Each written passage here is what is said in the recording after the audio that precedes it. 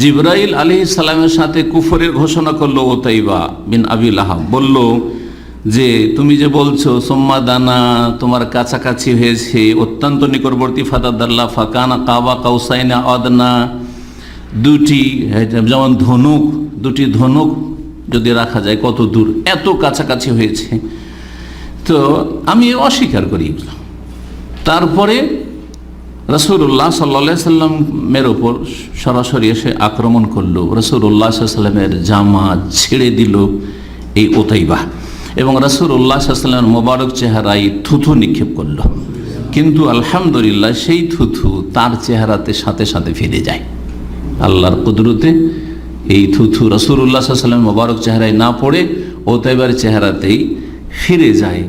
এই রকমের যারা হকপন্থী আলেম ওলামাদের সাথে শত্রুতা রাখে এবং তাদেরকে গালমন্দ করে, সমস্ত তাদের দিকে ফিরে যায়, তাদের কিছুই হয় না।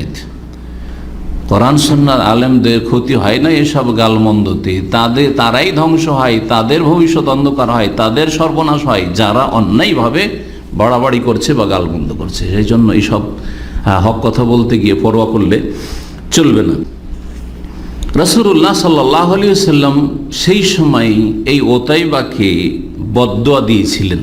বদদুয়ার ভাষাটি দুই রকমভাবে বর্ণিত হয়েছে। এখানে শেখ সাফিউর মুবারকপুরী রাহমাতুল্লাহ আলাইহি, আমাদের উস্তাদ, তিনি উল্লেখ করেছেন ওই রেওয়াজে, আল্লাহুম্মা আরসিল আলাইহি কালবাম মিন কিলাবিকা,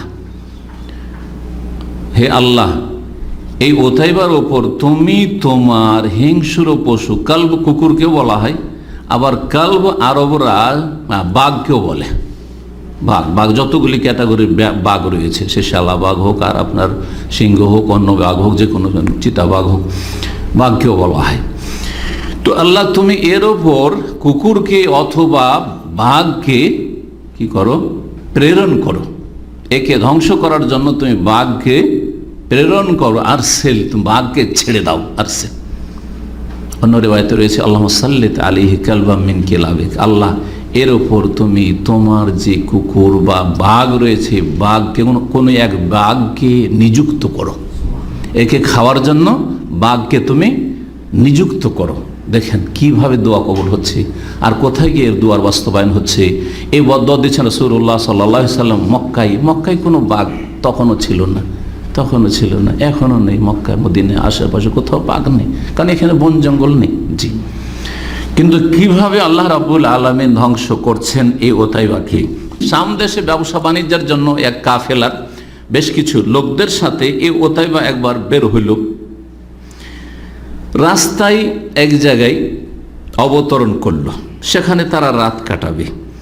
রাস্তায় অবতরণ করতেই দেখছি যে একটা বাঘ ঘোরাঘুরি করছে। সুবহানাল্লাহ, বাঘ ঘোরাঘুরি করছে। বাঘ দেখে ওই বদদুয়া কিন্তু শুনেছিল আর মনে আছে উতাইবার, এবং কাফেরদের ভালো বিশ্বাস ছিল, দৃঢ় বিশ্বাস ছিল যে আমরা যতই শত্রুতা করি মুহাম্মদ সাল্লাল্লাহু আলাইহি সাল্লাম যদি বদদুয়া করেন তো আমাদের বদদুয়া অবশ্যই লাগবে, এই ভয়টা ছিল। জি, বাতিলপন্থীদের মানসিক শক্তি অত্যন্ত দুর্বল, কিন্তু অত্যন্ত দুর্বল। আমরা তাদের সামনে কখনো দুর্বল হব না। কুফরি শক্তির মানসিক অবস্থা অত্যন্ত দুর্বল। দেখেন এদের কাছে এত সাজ সরঞ্জাম থাকার পরে বর্তমান যুগে এত কেন ভয়ভীত? ইসলামের নাম শুনলে কেন তো ভয় লাগে? আর জেহাদের নাম শুনলে তো ওদের প্রাণ উড়ে যায়। এই জন্য জেহাদ, যে জেহাদ, সেই জেহাদকে এরা সন্ত্রাস, বরং ইসলাম মানে সন্ত্রাস করে দিয়েছে ইহুদি শক্তি এবং ইহুদিদের পৃষ্ঠপোষক শক্তি। যখন দেখছে যে এক সিংহবাগ ঘোরাঘুরি করছে, তখন উতাইবা বলে উঠলো সাথী সঙ্গীদের সামনে, হুয়া আকেলি ওয়াল্লাহ, এই সিংহবাগ আমাকে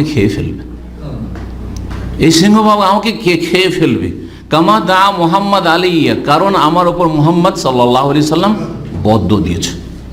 আমাকে বদদুয়া দিয়েছেন।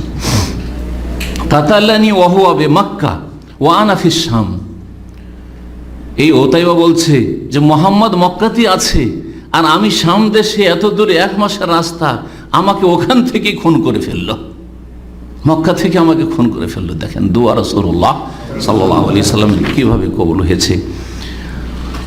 বলছেন বর্ণনাকারী, ফালাম্মান নামু, রাত্রে তো ঘুমাইতে হবে, অবতরণ করেছে, ঘুমাইলো, কিন্তু যেহেতু ভয়ে ভীত হয়েছে ওতাইবা আর সাথী সঙ্গীরাও জানতে পেরেছে বাঘ ঘোরাঘুরি করছে আর মোহাম্মদ বদদুয়া দিয়েছে সাল্লাল্লাহু আলাইহি ওয়াসাল্লাম, সুতরাং তারা ওতাইবাকে বলল যে দেখো তোমাকে একেবারে মাঝখানে রাখছি আর চারিদিকে আমরা সবাই ঘুমাবো, চারিদিকে আমরা ঘুমাবো সবাই, তোমাকে একেবারে মাঝখানে রাখবো আর তার চারিদিকে আবার ওঁটগুলিকে বসিয়ে দেবো, উঁট থাকবে, তারপরে আমরা থাকবো, মাঝখানে তুমি থাকবে। বাঘ যদি আসে তো কোনো একজন মানুষকে খেলেই তো হইল, হ্যাঁ, খাবে অন্য কাউকে খাবে, তোমাকে খাবে না, অন্তত তুমি অন্তত বেঁচে যাবে। এইভাবে তাকে শোয়াইলো মাঝখানে, যা আলুহফি ওয়াস্তেহিম, মাঝখানে রাখলাম। কিন্তু বাঘ এসে শুংছে সুবহানাল্লাহ, কাউকে খাচ্ছে না। এই করতে করতে একবারে মাঝখানে চলে গেছে। বলছে মিমবাইনিল এবেলে ওয়ান নাস, চারিদিকে উট আছে, মানুষ আছে, সবগুলিকে বাদ দিয়ে ওর কাছে পৌঁছিল, ওর মাথার কাছে, আর যাওয়ার পরে তাকে ফেড়ে খেয়ে ফেলল। এইভাবে আল্লাহ রাব্বুল আলামিন ধ্বংস করেছেন আবু লাহাবের ছেলে ওতাইবা কাফের ইবনে কাফেরকে। জি, এইভাবে অসৎ লোকদের উপর, পাপিষ্ঠদের উপর আল্লাহর আযাব আসে।